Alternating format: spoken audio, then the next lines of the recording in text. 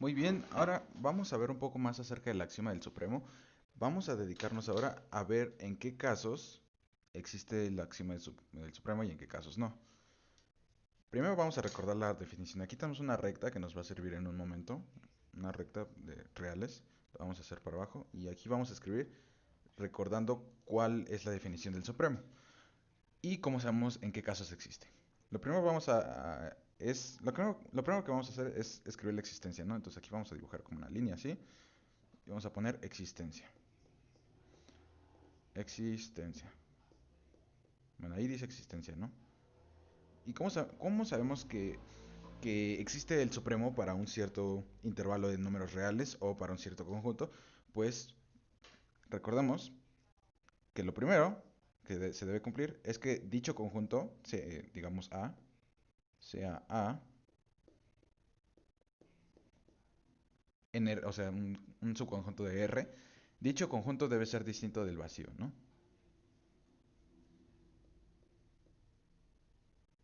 Distinto del vacío. Y una vez que es distinto del vacío, además de eso, se debe cumplir que dicho A debe tener una cota. Tiene una cota superior. Superior. Si se cumplen estas dos condiciones, entonces existe supremo para ese conjunto A.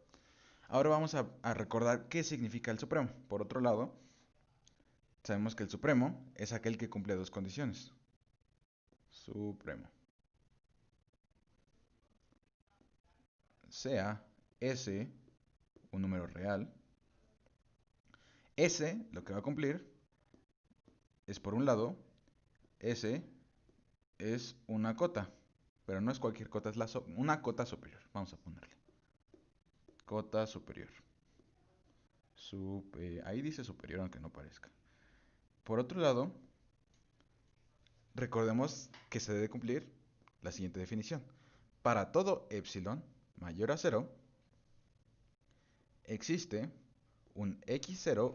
Puede ser x0, no importa en realidad qué número sea, puede ser x0, aquí le podemos poner a, el que sea.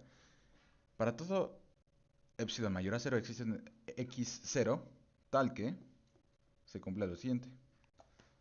Se cumpla que este x0 más este epsilon es mayor a s. Eso es lo que se debe de cumplir. Vamos a ver un ejemplo con un conjunto que no cumpla con alguna de estas dos propiedades. Primero vamos a verificar conjuntos que son vacíos. Si tenemos A distinto del vacío, si A es distinto del vacío, entonces de esto podemos afirmar que no existe el supremo. Visto de otra manera, si lo tomamos esta recta, recordemos que habíamos dicho que si tenemos un intervalo AB, entonces el supremo es este numerito que está acá. Este que está pegadito, pegadito. Este es el supremo. Pero ¿qué pasa ahora cuando o sea, este intervalo AB o cualquier tipo de conjunto en los reales, o sea, subconjunto de los reales, qué pasa si ese subconjunto es vacío? Recordemos también que el supremo se supone que es como la cota, pero la cota superior más pequeña posible. Sigue siendo cota superior, pero es la más pequeña posible. Porque cotas tenemos muchas. Tenemos acá una cota, aquí tenemos otra cota, y así, ¿no? Esta es la más pequeña. Pero si un conjunto es vacío, no tiene elementos, entonces ¿cómo sabemos cuál es la cota más pequeña posible? ¿Es esta la más pequeña posible? ¿Esta? ¿O será esta la más pequeña posible? ¿O será esta tal vez? Como no hay manera de señalar una, pues entonces no podemos decir que exista este supremo para este conjunto vacío, ¿no? Bueno, esa es como la primera parte de la existencia. Ahora vamos a ver la segunda, que es que A tiene una cota superior. Vamos a preguntarnos ahora, ¿qué pasa si A no tiene una cota superior? Lo que pasa si A no tiene una cota superior va a ser lo siguiente.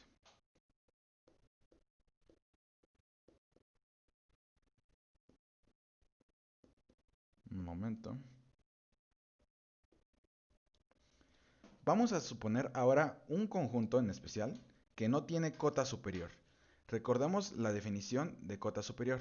Cota superior, habíamos dicho que si tenemos un conjunto A, que es subconjunto de R, entonces C es una cota superior si cumple, ¿con qué debe de cumplir? Que C es más grande que X para todo X perteneciente a A. Lo habíamos escrito de tal manera que A es un intervalo, ¿no? Pero resulta que no necesariamente tiene que ser un solo intervalo. Puede ser unión de intervalos, o también puede ser intersección de intervalos, o sea, este pedacito de acá. Puede ser de muchas maneras. El caso es que A es un subconjunto de los reales y la cota, para que un número sea una cota, este número debe ser más grande que cualquier elemento de este conjunto, ¿no? Bueno, ahora vamos a hacer un dibujo de un conjunto que no tiene cota superior. Dicho conjunto lo vamos a hacer de la siguiente manera. Aquí empieza en un cierto número, ¿no? Este es un número, supongamos que es A. No importa mucho por el momento.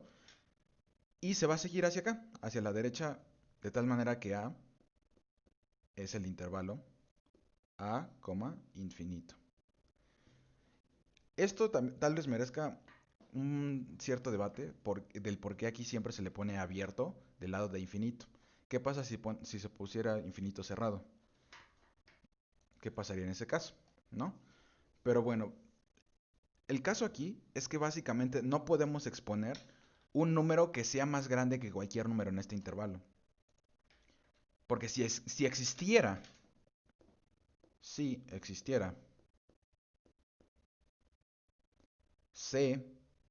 que es perteneciente a R, tal que C es más grande que X para X perteneciente al intervalo A, infinito, ¿qué significa eso? Por un lado significa que C más 1, ups, se me cambió la página, bueno, ahí está. Por un lado significa que C más 1, pues también es un número real. ¿Cómo sabemos que es un número real? Por la ley del cierre para los reales. Si tenemos dos reales, entonces la suma de estos dos números también es real, ¿no? Entonces, este número también es real y este número pertenece a este intervalo, por la forma de definir el intervalo. Un número que pertenezca al intervalo,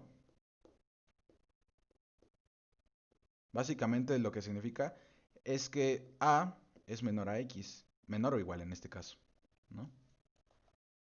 Por lo tanto, si tuviéramos una cota C, entonces C más 1 pertenece a este intervalo y eso lo que implica es que C entonces no es cota, ¿no? Entonces, si tenemos un intervalo que va desde un número real hacia infinito, que va corriendo hacia infinito, entonces no hay cota. Y como no hay cota, entonces en este caso no hay no, o sea, no puede haber supremo. Hasta ahora hemos visto dos ejemplos, ¿no? Dos ejemplos, pues yo diría que bastante claros, donde no existe el supremo. Estos son los dos ejemplos. Por un lado, conjuntos que están vacíos. Aquí no tenemos ningún elemento. No podemos denotar un cierto intervalo. Lo vamos a dejar así. Intervalos vacíos. Le voy a poner acá arriba. Intervalos. No se entiende a lo mejor. Voy a ver. Vacíos. Y por el otro lado, también tenemos intervalos que van desde un número real hacia el infinito. Le vamos a poner intervalos que corren hacia el infinito. Le voy a poner que corren al infinito. Infinito.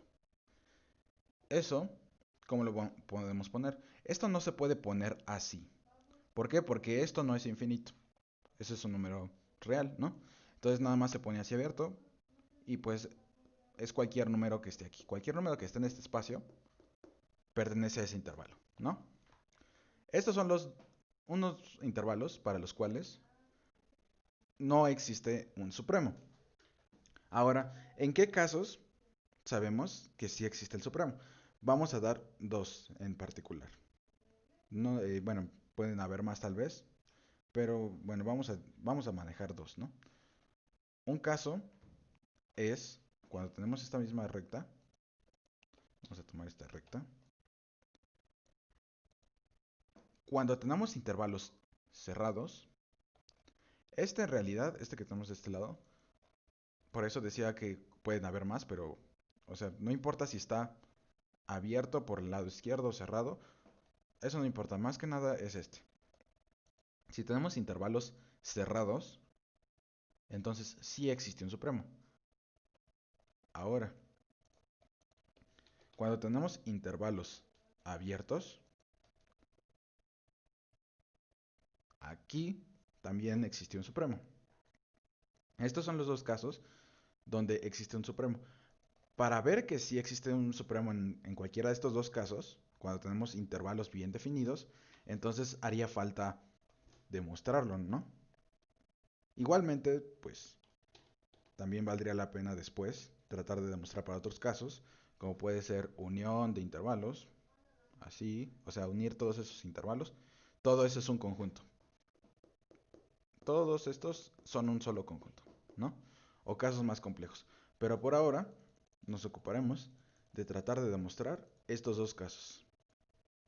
A ver, ¿cómo le haríamos? Para el primer caso, para este caso le vamos a llamar caso 1, para intervalos cerrados. Hoy no estoy escribiendo. Un momento. Para intervalos cerrados. Para y cerrados, ¿no? ¿Qué haríamos?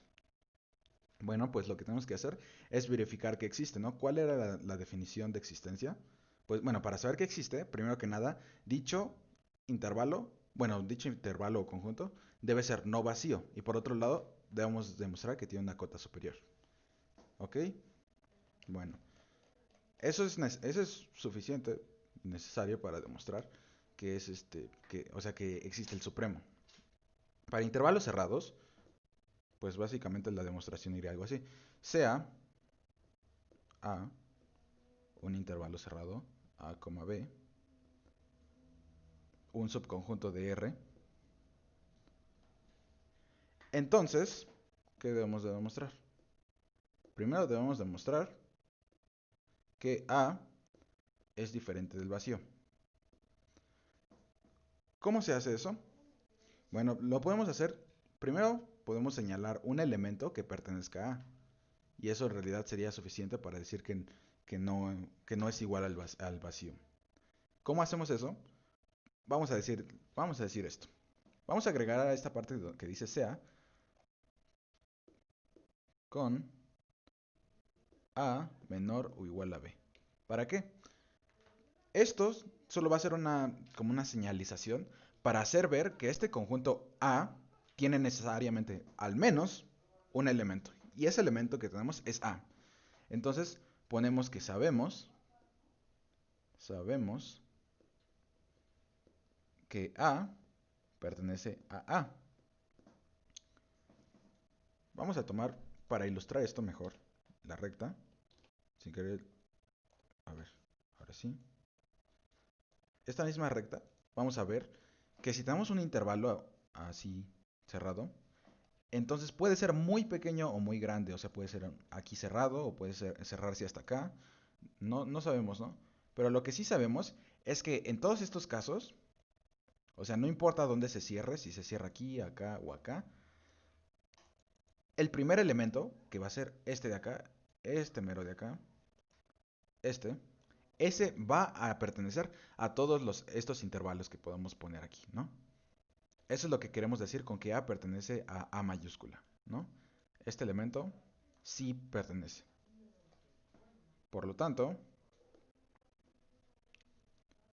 podemos decir que A es distinto del vacío, pues A no pertenece al vacío.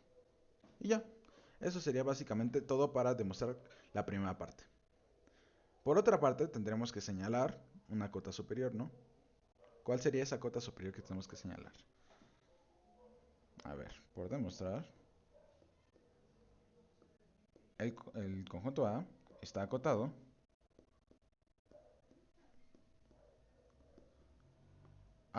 superiormente. Superiormente. Espero se entienda. Y bueno, para hacer esto, lo que tenemos que hacer es recordar nuevamente quién era A. A era el intervalo A, B. Y ahora vamos a recordar quiénes son los elementos de A. Los elementos de A resulta que son todas las X, obviamente en R, tales que A es menor o igual a X, esto es igualmente menor o igual a B. Ahora, lo único que nos queda por hacer es señalar cualquier elemento que sea mayor a B, que sea un número real. Así que escribimos, notemos que B más 1, B más 1 pertenece a los reales y aquí usamos la transitividad, ¿cierto? B más 1, es decir, X es menor a B más 1. Recordando que X, ¿quién es X? X es cualquier elemento del conjunto A. Por lo tanto, queda demostrado que para todo X perteneciente a A, o sea, más bien sería que existe, aquí me falta un pedacito, o sea, sí está bien, pero nos faltó antes, que existe un C tal que para todo X perteneciente a A, C es mayor a X. Esto es lo que ya quedó demostrado, ¿no? Entonces, eso ya acabaría con la demostración para intervalos cerrados, ¿no? Intervalos cerrados. Faltaría para intervalos abiertos. Pero, ojo, que lo que acabamos de demostrar es su existencia. No hemos dicho cuál es el supremo. Con señalar una cota, lo único que estamos haciendo es mostrar que existe el supremo. Pero no hemos demostrado cuál es el supremo. De aquí también podríamos decir que B, bueno, eso sería más bien otra demostración. No es que lo podamos decir así nada más. Mejor lo escribo de este lado. Pero el caso es que B, o sea, de un intervalo A, B, lo que podemos decir es que B